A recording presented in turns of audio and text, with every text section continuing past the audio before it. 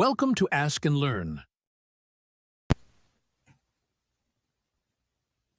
Here we have the position function for a particle, and we want to know the time when the particle has a velocity of 20 meters per second.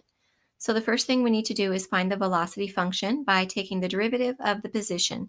So we get 4t cubed minus 12t squared minus 40t plus 20. Okay, we want to set that equal to 20 and solve for the time. 4t cubed minus 12t squared minus 40t plus 20 equals 20.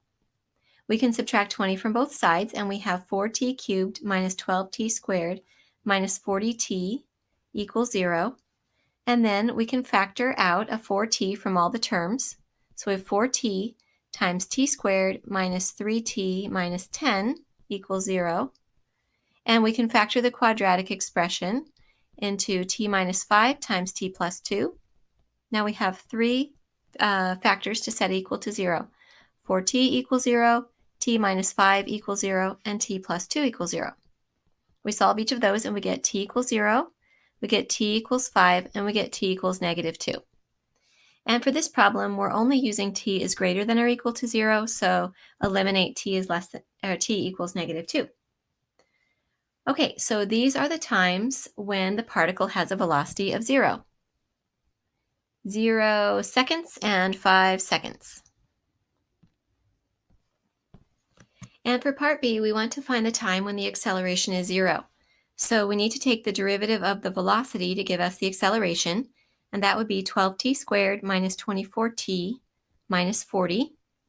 And let's set that equal to 0 and solve for t. So 12t squared minus 24t minus 40 equals 0.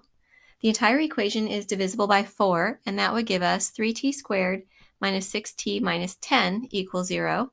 And unfortunately, that is not factorable, so we're going to use the quadratic formula. We get t equals 6 over 6 plus or minus the square root of 36 minus 4 times 3 times negative 10 over 6. And you simplify that, and you get it down to the point where you have 1 plus or minus square root 39 over 3, which you could also write as 3 plus or minus square root 39 all over 3. Now, if you evaluate the one with the minus, you're going to find that it turns out to be a negative time. So eliminate the negative time and just keep t equals 3 plus square root 39 over 3. That's the time when the acceleration is 0. Now, that's very likely to be the time when the particle is changing from speeding up to slowing down or slowing down to speeding up.